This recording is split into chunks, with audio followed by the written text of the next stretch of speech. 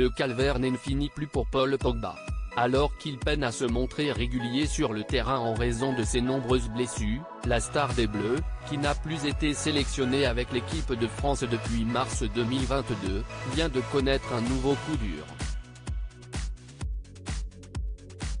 D'après la presse italienne, Paul Pogba aurait été contrôlé positif à la testostérone en marge de la première journée de Serie A entre la Juventus de Turin et l'Udinese, 0-3, le 20 août dernier.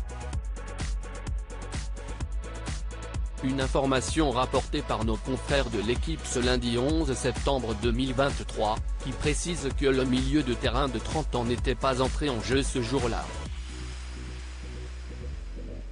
Ce sont le Corriere della Sera, puis la Gazzetta dello Sport et l'ANSA, la principale agence de presse italienne, qui ont annoncé la nouvelle ce lundi.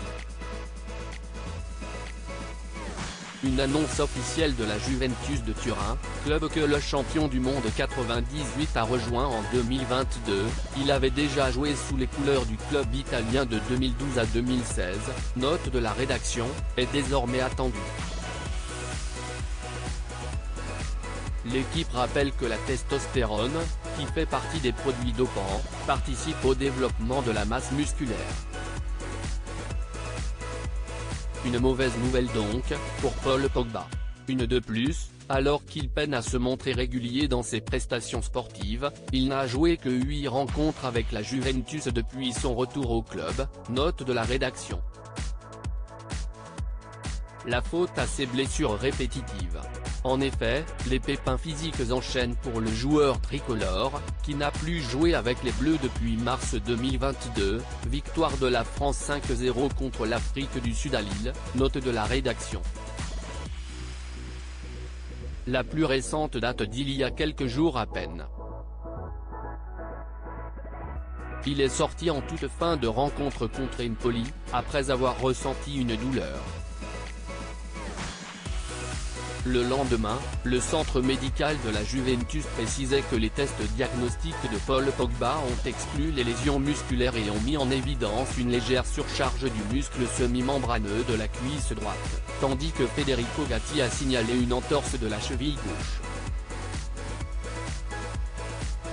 Les deux joueurs ont déjà entamé le processus de rééducation en vue de la reprise de l'activité compétitive.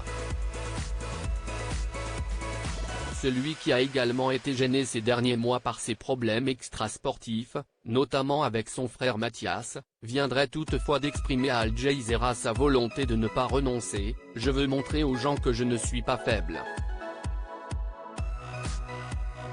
Ils peuvent dire du mal de moi, je n'abandonnerai jamais. » Dans le football plus qu'ailleurs, vous pouvez accomplir quelque chose de grand. Et le lendemain, vous n'êtes plus personne. Des ennuis qui semblent donc sans fin.